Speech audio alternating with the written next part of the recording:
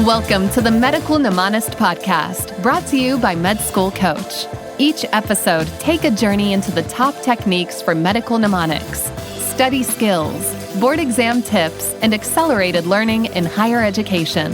Now, here's your host, Chase DiMarco. Welcome back, everyone. Today we are joined by Camille Roney, who is an academic coach and teacher at Non-Trad Accelerator for non-traditional students.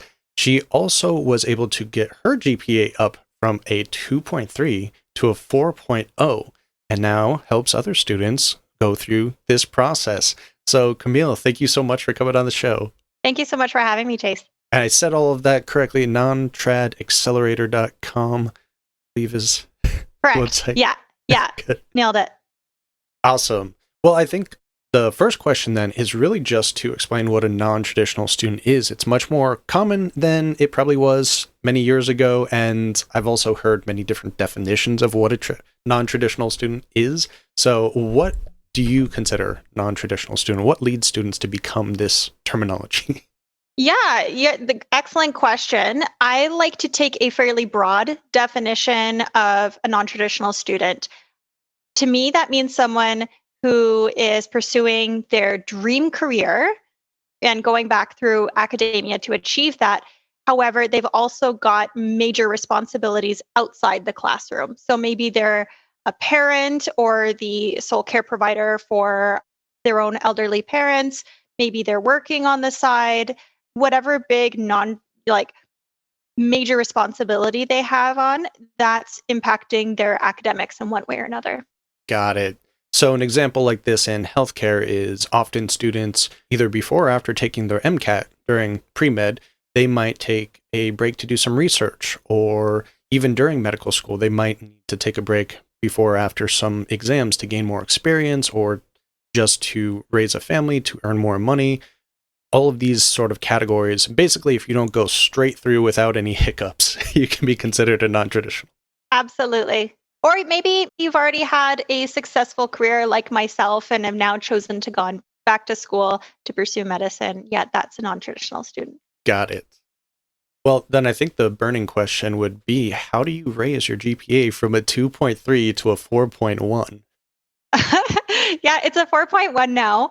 It's a bit of a lengthy story, but it wasn't when I went back to school to pursue medicine, I had no foundational study skills, no background in science. It was by the grace of the flying spaghetti monster that I passed high school to begin with.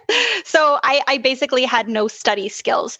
So when I went back to school, I was so naive. I was under the impression that my life experience would just somehow magically carry me through the core sciences.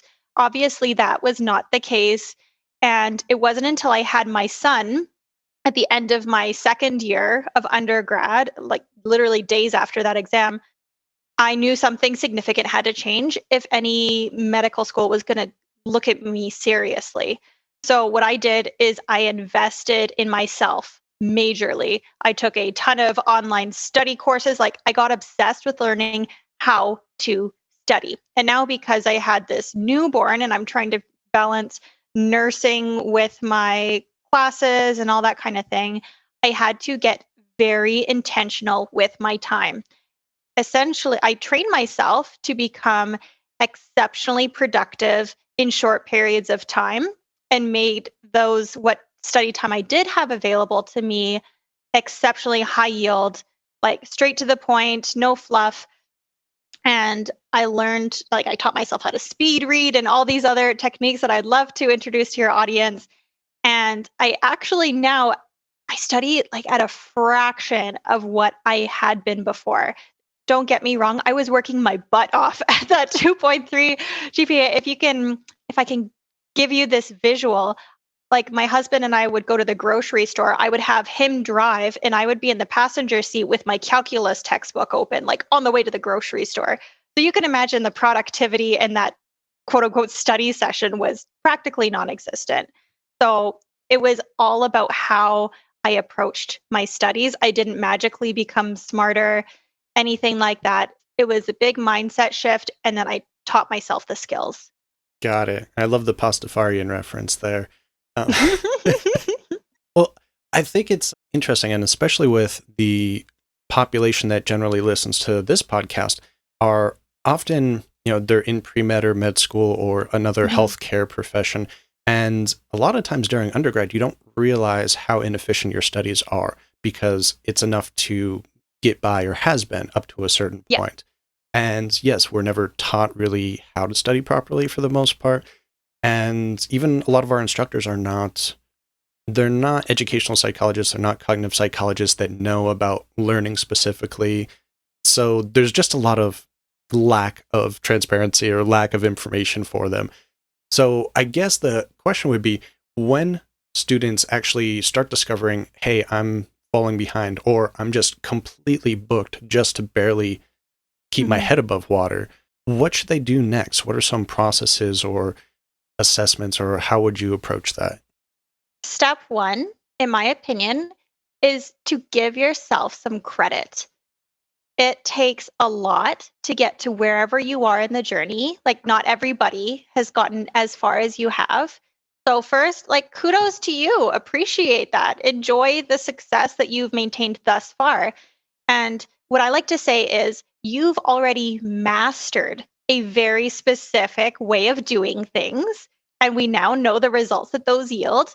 And if those results, your grades, are not to where you want them to be, then it's time to shift. Try something new. Approach it with curiosity instead of beating yourself up over it. And a lot of us get into this negative inner dialogue cycle of, why can't I just stay focused? It seems like, of course, it always appears this way, so and so, or my peers don't seem to be working as hard as I am, but how come they got an 88 and I barely passed, or whatever the case is. There's a lot of comparisonitis going on there.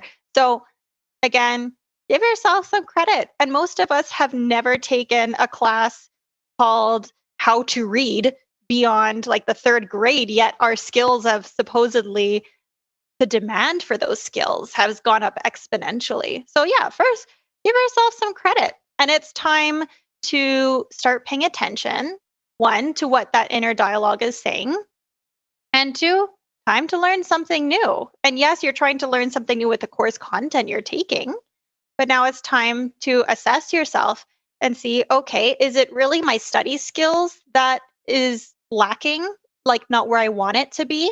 Or is it how I'm using my time? I know how to study, I'm just procrastinating, or I'm having trouble focusing. Or maybe it's just you don't know how to read this particular type of course content, like this textbook. Finding out where the lack is, and then you can go from there. But I find the biggest change that comes through is through mindset.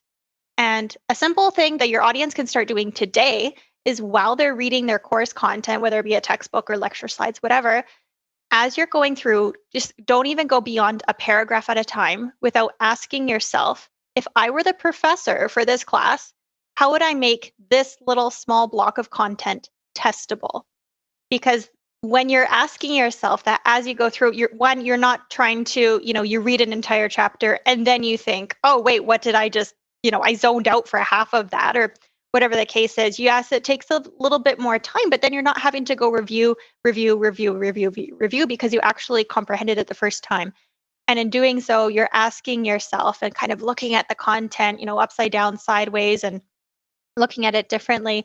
That actually allows it to sink in, and you actually start to get creative and enjoy, and it can be fun if you approach your studies with that more open-minded curiosity mindset, as opposed to, oh my gosh, I suck at this content, or I hate this prof, or wherever your mind's going to. That's, even if the thought behind that is true, you have evidence to support, I am failing this class, or my grade's only at this and I need it to be higher. That may be true, but is it helpful in this moment? Yes or no? That's up to you to decide. But mindset is the most significant shift that you can make. I've been in this podcast in particular for about 3 years, and still there's a few times a year where I come across something I'm just I'm not doing well. I can't get motivated to do this. I'm not learning this as fast as I want to. This is after studying these things for a long time. So Yeah. it's Yeah. not easy. But yeah, just starting off, kind of becoming a little more aware of the situation and potential fixes sounds like a great place to start. Yeah, absolutely. And it's interesting once you start paying attention to what your inner dialogue is like repeating over and over and over again. What if you just indulged and leaned in and experienced that discomfort, or, just kind of indulged in those thoughts and see what they're trying to tell you? Because oftentimes your brain's just trying to protect you from discomfort. Of course it is. That means you have like a healthy, fully functioning brain, that your brain's trying to protect you from discomfort and provide you instead with pleasure and shift you to a more pleasurable activity. But it's not always serving you. All right. So if the first step is really mindset shift, awareness, Hmm. I know you mentioned speed reading, and I'm sure there are several different types of tools that you use. Just broad strokes, what are some of the most effective tools that you've utilized in the past? One is well, first, it's important to find out what your base reading pace is. That'll vary depending on the context of book you're reading. For example, it's going to be different from a rom-com than your biochem textbook, of course, and it should be. But I find one of the easiest things that you can do to increase your reading pace is to use a visual pacer. That could be either your finger scrolling down the page, or a ruler, or a pen, or your mouse if you're at the computer. Reason being, your brain is, of course, attracted to movement. And I personally like to use a ruler because all you can focus on is a single line at a time, and it's blocking any content below the ruler. So you're just kind of focusing on one line at a time, and just start trying to read a little bit faster. You don't necessarily have to read every single word in a sentence. Like, yeah, I'm sure most of us have seen those experiments where there's a sentence and they remove the word the or and you can still get the gist of what message is trying to be conveyed. And those takes a bit of practice. But if you want to get started increasing your reading pace today, I'd recommend using a visual pacer, just your finger or a pen and something, and it keeps your eyes focused exactly where the text is, and you work your way down. There's no other visual stimulation that your brain's focusing on at the time. It's very helpful to get started increasing your reading pace. So the pacer can really help you focus on the content in front of you and going at a different pace because you're focused on one thing.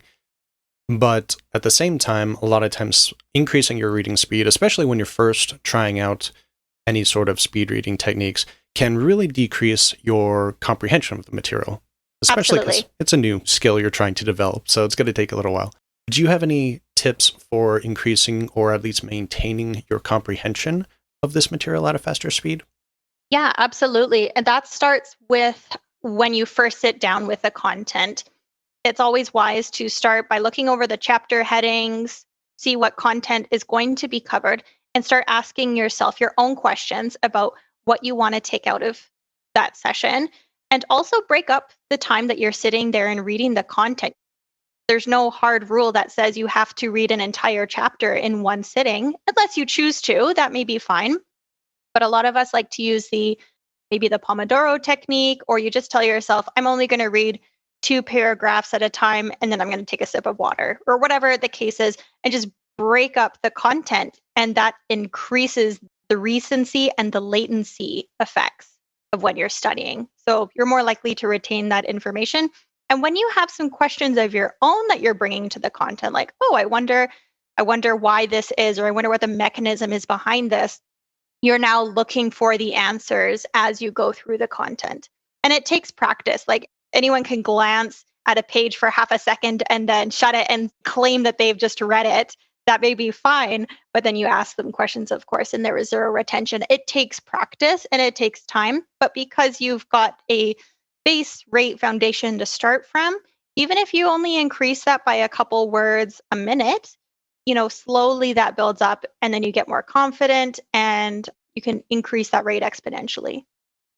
And it seems like something that's been covered before is if you skim the headings and the subheadings, you skim the bolded words in most academic textbooks. If there's any questions at the end of the chapter, maybe skim those real quick, just so your brain is primed for the most important topics in that chapter. Then it makes it much easier when you're going through this to Yeah, maintain that kind of level of awareness and recall those points a little better. absolutely. And I recommend reviewing your notes at least daily and for small chunks. Just break it up. Keep that information fresh. Gotcha. All right, so we've gone over mindset and awareness, increasing your speed, increasing the comprehension a little bit with this speed. Are there other techniques that you generally find effective? Absolutely. Testing and pushing your memory skills is a tremendous one, and that's never going to go away. That's not just simply in academia. And that's a matter of practice. And there's tons of different techniques. I'm sure most of you can just Google how to increase memory. Jim Quick has great online courses about how to increase your memory. But honestly, the best way to increase your memory is to start using it.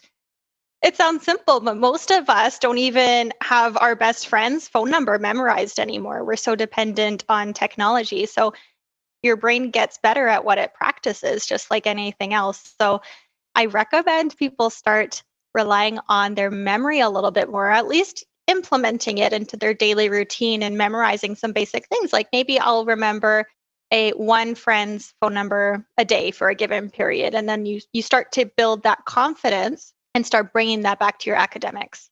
Yeah, and a lot of people will recommend, especially if you're starting off with memory techniques, to do something boring. Remember a grocery list, remember a credit card number. But if you don't see any actual use in it, then it's hard to get motivated to put in that extra effort, that extra time. Absolutely. So if you can find something that you're motivated to remember for one reason or another, it'll help a lot more with developing this out. Absolutely. Absolutely. Do you ever use mnemonic techniques or anything along those lines as well? Yes, and I love them. Absolutely. Yeah, and song. I find that's very relevant to making up fun little songs relevant to the content. It's amazing. You would think it's so funny. Some of us say that we have horrible memories, but then you can relay the lyrics to your favorite song, no problem. It's interesting how fun that is. Yeah, I think, I mean, the ABCs are kind of a given, but there are so many different ones. What is it? The Animaniacs had one for all the cities and their capitals, all the states and their capitals. And there's another one for the periodic table. And they're not complicated, they're just rhythmic, and it makes it easier. But I guess my problem would be personally trying to make one on my own. If someone else has already made one, I can mimic it. But Yeah. Well, maybe that's a challenge for yourself. Get creative. need to pick a topic and then try it out. All right. So I know we focus a lot on visual mnemonics in this show, Memory Palace, and creating fun little animations that are related to each other and those types of associations as well. Yes. I haven't really focused on the audible aspect as much in the past. Might be an It's interesting fun. It's topic. not for everybody, but it's for auditory learners. It's a great tool. Oh, I'm thinking of the Loci effect or the Loci technique. A method of Loci, Loci, Mm-hmm. Loci. Yeah, that's the Memory Palace. Yes, you got it. You Many got it. different names for that same one, which makes it frustrating.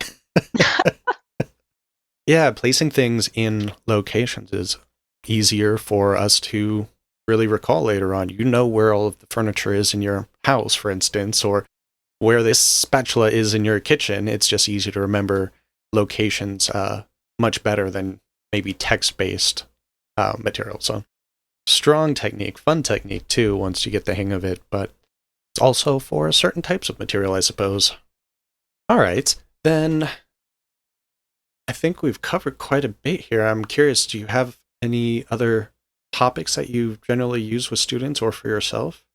Typically, it always boils down back to mindset. Your memorization skills, your reading skills, your ability to manage your time always comes back to how you frame it in your mind, whatever you tell yourself about that very neutral circumstance. Because in reality, all of the circumstances in our lives are neutral. We'd like to assign them a good or bad, like a moral value. But in reality, it's what you think about them that dictates your feelings, therefore your actions, therefore your results. And a lot of people I find at least are talking about it more is the quote unquote inability to stay focused. But in reality, we can think of typically at least one experience in your life where you were truly present, truly in the moment, whether you were eating like an incredible ice cream cone, or you were being intimate with a partner, or you're riding a bike, or whatever the case, you are capable of sitting and staying focused on whatever it is that you're wanting to. It takes practice sometimes. And I mentioned this earlier. Your more primal aspects of your brain are, of course, trying to protect you from feelings of boredom, of discomfort, so on. And it's looking for that next dopamine hit. And there's lots of ways that you can, strengthen the prefrontal cortex and get things a bit stronger. So you do have the confidence to just sit, be uncomfortable for 30 seconds, 60 seconds, how long? It's usually very short, how long that discomfort to be distracted or to divert your attention. And there's no need for you to act on those urges or whatever it is that's distracting you. There's no need. And it's okay to be uncomfortable sometimes. I'm going to try not to scratch my face right now. That's itching. Also, there's nothing wrong with urges. with if you have to scratch or your body's telling you it needs to stretch, there's nothing wrong with it. Just like there's maybe nothing good about it unless you want to. That's fine. But I would love to leave your audience with the reassurance that you are capable. You have gotten thus far. And I'm so excited to see what happens next for these people. Like, just imagine the lives that you are going to touch in the future. That's why you're here. That's why you're doing this. That's why you're trying to memorize all of this crazy material. And it's to serve mankind in whatever unique way that you're going to do that in the future. And what you say to yourself matters. What you say to yourself about yourself matters, especially when you're studying and you're pushing your mind to these new crazy limits. You're capable and you're exactly where you need to be. That's great. Where can the audience find out more about you? I'm on Instagram at The Learning Mom. They can also find my online course, the nontrad And I do one-on-one academic coaching where we get really deep into whatever's going on in your world, whether it's time management with everything that's going on in your life and school to whatever mindset issues are coming up for you. We just hash it out and get right down to the root of things. Great. We'll have those in the show notes too. Camille Roney, thank you so much for coming on the show today. Oh, thank you so much for having me. Cheers.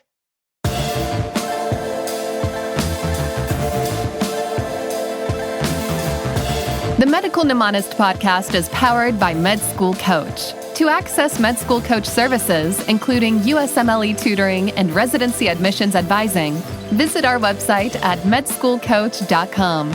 Good luck as you prepare for your board exams, and we hope you tune in again next time.